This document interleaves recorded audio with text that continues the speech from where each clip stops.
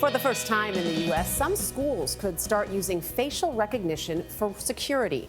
It's one of the many areas of society relying on the technology, and that's raising new privacy and civil rights concerns. Carter Evans met with industry experts to see how this type of technology works and why there's pushback. All it has to see is part of my face. Correct, just your profile. Many of us still see facial recognition technology as part of the future. For Sean Moore, the future is now. It identified me the second I walked in the room. It did, yes. That is the power of the technology. We visited his LA-based company TrueFace, where he showed us their capabilities with a photo of me found online. What exactly is the camera looking at right now? It's looking at those facial features and basically the mathematical representation of your face. An algorithm is trained to recognize the person in the photo and look for someone who could be a match. What are some of the things you see this being used for? It's things like mobile banking. Access control is another very, very big market for us where you're entering a building using your face. And the company is now moving beyond the face, developing algorithms to detect body movement. You look at the dimensions on your eyes. If you look distracted down to the left. This is where the concern comes in with your office.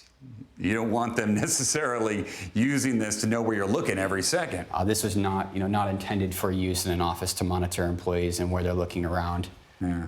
But someone might see this and go, Well, fortunately for us, we get to choose our clients. So we work very intimately with them and understand their use case and make sure that it falls within our obligation to society.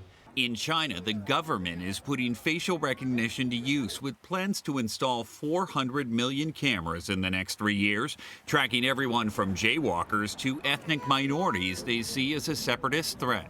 In the U.S., it's largely unregulated. But some computer science experts are concerned how companies might use the technology. Is this person packing the boxes too slowly compared to her or his coworkers?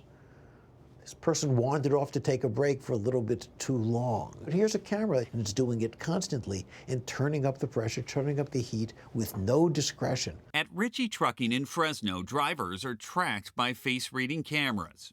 There's 2 infrared beams that sit here. so it's looking for the driver's eyes. Yep, it's wanting to measure you up. If a driver is distracted or begins to close their eyes, an alarm sounds and the seat vibrates. Really, as soon as your eyes start to close. As soon as it detects that it's enough of a close, it really gets going. The system also sends a video clip of the incident back to headquarters. The company argues the technology could save lives. This former employee was let go because cameras captured him using a cell phone while driving, which is illegal in the state of California. We don't fire them on the spot. We try to figure out, why do you think this happened? So human involvement is key. Correct, because it's not just a black and white deal. Maybe they were up all night with a sick kid. But the camera doesn't distinguish between that and whether they were out all night drinking the night before. Correct, it does not. Facial recognition technology may be developing faster than the federal government can regulate it. So cities like Oakland, California, and Somerville, Massachusetts are considering local bans. Last month, concerns raised by civil liberties groups in San Francisco led to a ban of facial recognition technology for government use. What concerns you about this technology? I think most importantly is the misunderstanding of how it's used. From accessing your phone to accessing your home, your business, being able to pay with your face. It's not all surveillance, it's not all monitoring. But I do think that if there are not checks and balances in place, there's a propensity to misuse this technology, and it's something that we do not want to see happen. For CBS This Morning, Carter Evans, Los Angeles. That's always the case, right? Yeah. The idea that your technology is advancing, you have to figure out how to monitor it and regulate it so it doesn't take over. Well, they clearly, I think, have some kinks, but I can also see the good in it. That thing when you're driving, if your eyes close. No, I like it in trucking. that I like it in feature. cars. Don't know if I like it in the office. No. We know who we are in the office. Don't fall no, thank asleep, you. Tony.